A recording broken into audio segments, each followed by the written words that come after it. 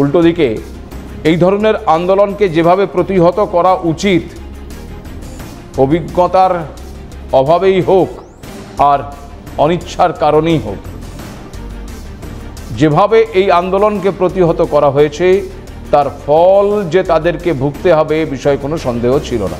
কারণ পুলিশের গুলিতে একজন নয় 20 জনের বেশি মানুষের মৃত্যু হয়েছে, আহত আরও বহু।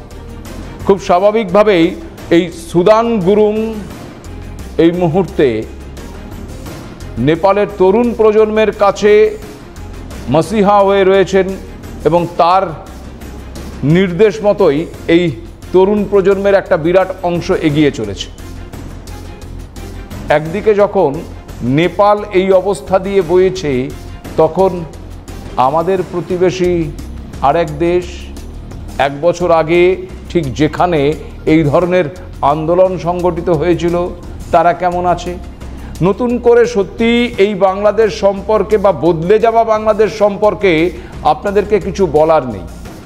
তার কারণ এই বদলে যাওয়া বাংলাদেশ কেমন আছে তার একাধিক তথ্য ইতিমধ্যেই আমরা নানান অনুষ্ঠানে আপনাদের সামনে তুলে ধরেছি। কিন্তু আপনারা কি জানেন, এই বাংলাদেশ ফের একবার ভারতের সঙ্গে চুক্তি করতে চাইছে এবং সেই চুক্তির দ্বারা ভারতবর্ষের অবস্থানের ওপর নির্ভর করছে বাংলাদেশের ভবিষ্যৎ। বলবো সে কথা, তবে একটা ছোট্ট বিরতির পর সঙ্গে থাকুন।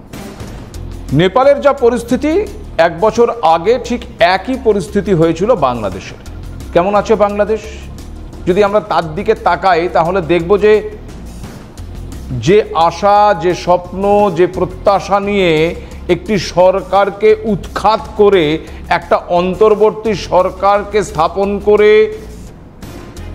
একটা সুষ্ঠু ব্যবস্থার স্বপ্ন দেখেছিল সেখানকার সাধারণ মানুষ, বলা ভালো সেখানকার যুব সমাজ। আজ তাদের কাছে প্রশ্ন, যে স্বপ্ন তারা দেখেছিল সেই স্বপ্ন কি সত্যি বাস্তবায়ন হয়েছে, নাকি আবার সেই একই ঘটনার পুনরাবৃত্তি? অর্থাৎ ওই সেই আন্দোলনের একেবারে প্রথম সারিতে যে যারা ছিলেন, গুড়টা তারাই খেয়ে গিয়েছেন বা খেয়ে যাচ্ছেন, বাকি সাধারণ মানুষ দ্রব্যমূল্য বৃদ্ধি থেকে শুরু করে বেকার সমস্যা থেকে শুরু করে আরও নানান সমস্যায় জর্জরিত হয়েছে। আর এবার ওই অন্তর্বর্তী সরকারও কিন্তু বিপাকে পড়তে চলেছে। তার কারণ ইতিমধ্যেই নির্বাচন সেখানে সংগঠিত হচ্ছে না বলে জনমানুষের মধ্যে যেমন রোষ তৈরি হচ্ছে, ঠিক তেমনভাবে আবার অন্য রাজনৈতিক যে দলগুলো আছে সেই দলগুলোর মধ্যেও কিন্তু বিরূপ প্রতিক্রিয়া লক্ষ্য করা যাচ্ছে। আর এবার সামনে আসছে আরও একটি বিষয়। কি সেটা? না, এই বাংলাদেশকে এবার ঘাড় কাত করে ভারতের দরবারে আসতে হয়েছে। কেন জানেন? তার কারণ গঙ্গা জল চুক্তি। এই গঙ্গা জল চুক্তি 1996 সালে স্বাক্ষরিত হয়েছিল।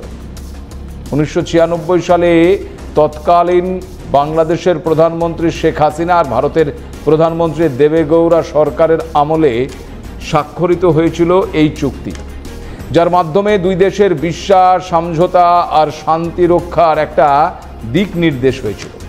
যদিও এখন শেষ হয়েছে ওই হাসিনা জামানা, দুই দেশের মধ্যে শান্তি রক্ষার দিশা খুঁজে পাওয়া এখন খুব কঠিন হয়ে দাঁড়িয়েছে।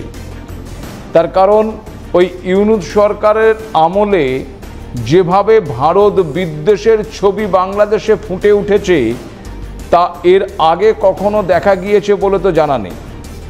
আগামী 2026 সালের ডিসেম্বরে এই গঙ্গা জল চুক্তির মেয়াদ শেষ হচ্ছে। চুক্তির মূল লক্ষ্য ছিল ভারতের ওই ফরাক্কা ব্যারেজ থেকে শুষ্ক মরশুমে বাংলাদেশের দিকে কতটুকু জল যাবে আর কতটুকু ভারত ব্যবহার করবে তার একটা নির্দিষ্ট ফর্মুলা ঠিক করা। এবার প্রশ্ন হচ্ছে, কেন এই চুক্তির দরকার পড়েছিল?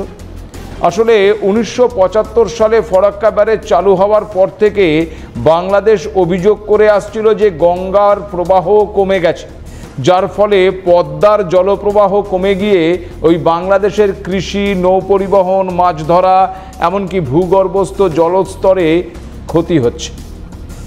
এই নিয়ে দুই দেশের মধ্যে দীর্ঘদিন টানাপোড়েন চলে। এরপর 1996 সালে একটা সমঝোতায় পৌঁছয় দুটো দেশ, আর চুক্তি হয়।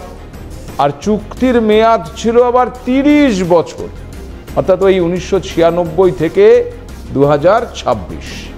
এই চুক্তির মূল ধারাগুলির মধ্যে ছিল গঙ্গার প্রবাহ যদি 70,000 কিউসেকের বেশি হয় তখন বাংলাদেশ এবং ভারত দুদেশই 35,000 করে জল পাবে, মানে 35,000 কিউসেক করে জল পাবে।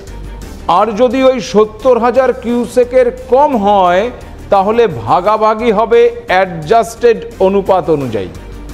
তবে সর্বনিম্ন 35,000 কিউসেক বাংলাদেশকে নিশ্চিত করার প্রতিশ্রুতি দেওয়া হয় ওই চুক্তিতে। তার মানে জল জলাই থাকুক না কেন 35,000 কিউসেক জল বাংলাদেশ পাবেই। আর এর জন্য গঠন করা হয় একটি জয়েন্ট রিভার কমিশন, যারা জলপ্রবাহের পরিমাণ মাপা এবং দুই দেশের তথ্য বিনিময়ের কাজ করবে এই ভিত্তিতে। এছাড়াও এই কমিশন জলবন্টন ছাড়াও বন্যা নিয়ন্ত্রণের লক্ষ্যে যৌথ প্রকল্পের বাস্তবায়নের দায়িত্ব পালন করে।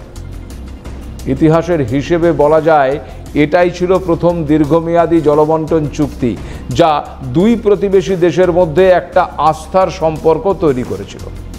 এখন আগামী বছরেই যেহেতু এই চুক্তির মেয়াদ শেষ হচ্ছে, সেক্ষেত্রে প্রশ্ন উঠছে 2026-এর পর কি এই চুক্তি নবায়ন হবে, মানে ওই পুনর্নবীকরণ হবে, নাকি নতুন শর্তে আবার এই চুক্তি সংগঠিত হবে। এই আবহে মঙ্গলবার ভারত বাংলাদেশের সীমান্ত এলাকায় একাধিক নদীর জলবন্টন নিয়ে আলোচনার জন্য নয়াদিল্লিতে একটি বৈঠক সম্পন্ন হয়েছে। গঙ্গা জল বন্টনের চুক্তি নিয়ে যৌথ নদী কমিশনের এটি 88তম বৈঠক।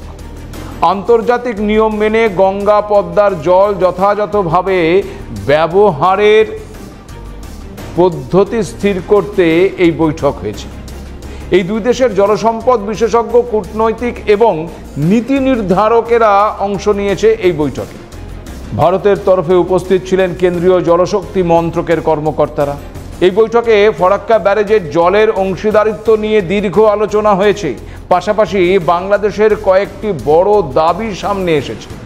বাংলাদেশের প্রস্তাব গড়ে 40,000 কিউসেক জলের নিশ্চয়তা দিতে হবে, অর্থাৎ যেটা ছিল কমপক্ষে ওই 35,000 কিউসেক, সেটা এবার আরো বাড়িয়ে 40,000 কিউসেক জলের দাবি জানাচ্ছে বাংলাদেশ। বুঝুন, 30 বছরের মেয়াদী চুক্তির পরিবর্তে আরো দীর্ঘস্থায়ী চুক্তির ব্যবস্থা করতে চাইছে বাংলাদেশ। এছাড়া শুধু গঙ্গা নয়, 14টি অভিন্ন নদীর জলবন্টন নিয়েও চুক্তি স্বাক্ষরের দাবি জানানো হয়েছে বাংলাদেশের তরফে। এছাড়াও যৌথ বন্যা পূর্বাভাস ব্যবস্থা গড়ে তোলা, নদীপথ খনন, বাঁধ মেরামত ইত্যাদি নানা বিষয় রয়েছে। এবার প্রশ্ন হচ্ছে, বাংলাদেশের এই সমস্ত দাবি দাওয়া কি ভারত মেনে নেবে? এই আবহে যখন সকাল থেকে রাত পর্যন্ত বাংলাদেশের ওই সরকার পক্ষ থেকে শুরু করে, সাধারণ মানুষ থেকে শুরু করে, প্রাক্তন সেনারা থেকে শুরু করে প্রায় সবাই ভারতের দিকে তির্যক মন্তব্য ছুড়ে দিচ্ছেন। কেউ রিক্সা করে এসে ভারত দখল করার কথা বলছেন, কেউ বিহার ওড়িশা পুরোটাই বাংলাদেশের মধ্যে ঢুকিয়ে নেওয়ার কথা বলছেন। যে পাকিস্তান থেকে বাঁচাতে যে ভারতবর্ষ এই বাংলাদেশের জন্ম দিয়েছিল, সেই বাংলাদেশ এখন ভারতকে উপেক্ষা করে পাকিস্তানের সঙ্গে সখ্যতা গড়ে তুলছে। আর সেই বাংলাদেশ এখন এই গঙ্গা জল চুক্তির কারণে ভারতের দরবারে এসে আবার দাবি সনদ পেশ করছে। আস্পর্ধার একটা সীমা থাকে। ভারতবর্ষ প্রত্যেকটি তার প্রতিবেশী দেশের সঙ্গে সখ্যতা, বন্ধুত্ব বজায় রেখে চলতে চেয়েছে, চলতে চায়। সেই পাকিস্তানের সঙ্গে যে বাংলাদেশ হাত ধরাধরি করছে, সেই পাকিস্তানকে যে বাংলাদেশের মাটিতে ব্যবহার করতে দিচ্ছে, সেই বাংলাদেশের দাবি মানবে ভারত? সত্যি কি? নাকি ভারত এই চুক্তিতে এমন ব্যবস্থা করবে যে চুক্তির মাধ্যমে বাংলাদেশ টাইট হয়ে যাবে, ঠিক যেমন বাণিজ্য বন্ধ করে দিয়ে বাংলাদেশকে টাইট দিয়েছে ভারত? পরিস্থিতি কোন দিকে এগোবে সেদিকে আমাদের নজর অবশ্যই থাকবে। কিন্তু ভারতবর্ষের প্রত্যেকটি প্রতিবেশী দেশে এই মুহূর্তে যে পরিস্থিতি তৈরি হচ্ছে, সেটা শ্রীলঙ্কায় হোক, পাকিস্তান হোক, নেপাল হোক কিংবা বাংলাদেশ, সেটা কিন্তু একটা আশঙ্কার কালো মেঘ তৈরি করছে।